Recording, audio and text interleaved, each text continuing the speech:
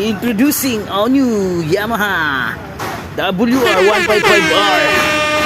Sa mahilig mag-hill, mag-akyat ng bundok dyan, ito ang mas bagay sa inyo. Ang Yamaha WR155R. So kauna-unahang sold out sa aming Europe. Pang adrenaline na motor. At yan, bigyan natin silip ang kanyang space, function at benefits. Update tayo ngayon sa 2024 Year of the Wooden Dragon. Tara, let's go! Yan, magsisimula tayo ngayon sa kanyang harapan. Naka dual path caliper, single hydraulic disc brake, at spoke na rin ang kanyang wheels. Front suspension is upside down telescopic fork siya. Napakaangas ng kanyang front fender. Headlight halogen bulb type, turn signal from right is bulb type. So dito rin nakalagay ang kanyang battery.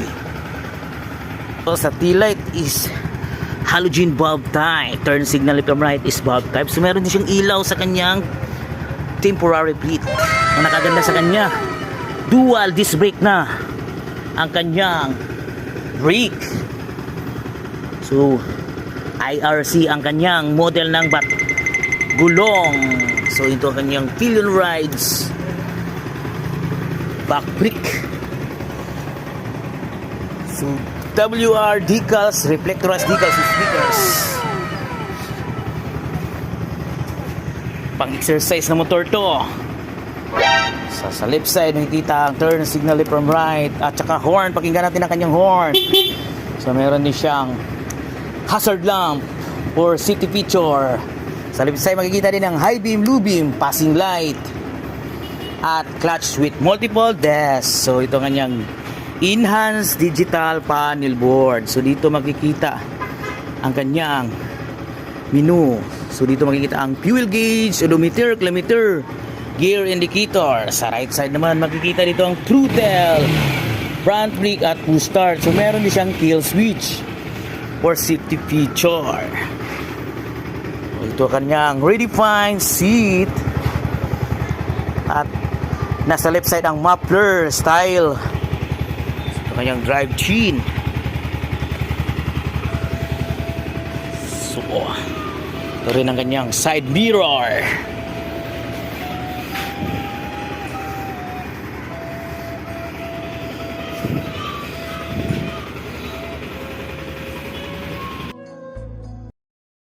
The engine type of liquid cooled 4-stroke, single overhead cam at 4 valve with cylinder arrangement of single cylinder. So sa kanyang displacement is 155cc. For in stroke size meron siyang 58.0 by 58.7 mm with a compression ratio of 11.6 by 1. So sa kanyang maximum horsepower meron siyang 12.3 kilowatts at average of 10,000 rpm. So napaka-power talaga. So maximum torque naman niya, meron siyang 14.3 Newton meter at average of 6,500 RPM. With lubrication system is with sump. Engine oil capacity volume niya, meron siyang 1.10 liters. Fuel supply system is fuel injection. Clutch type na mayroon multiple desks. At transmission type, composite mix of 6 speed. Shout out! Pinaka-power sa LYR, si Opong. Punta tayo ngayon sa kanyang frame type. Meron siyang semi-double cradle at front suspension niya is telescopic fork. So front tire side meron siyang 2.75 by 21.45 tube type at rear tire size is 4.10 by 1859P tube type. Right sa kanyang ignition meron siyang TCI, transistor control ignition. Punta tayo ngayon sa kanyang dimension, sa kanyang overall length, width at height.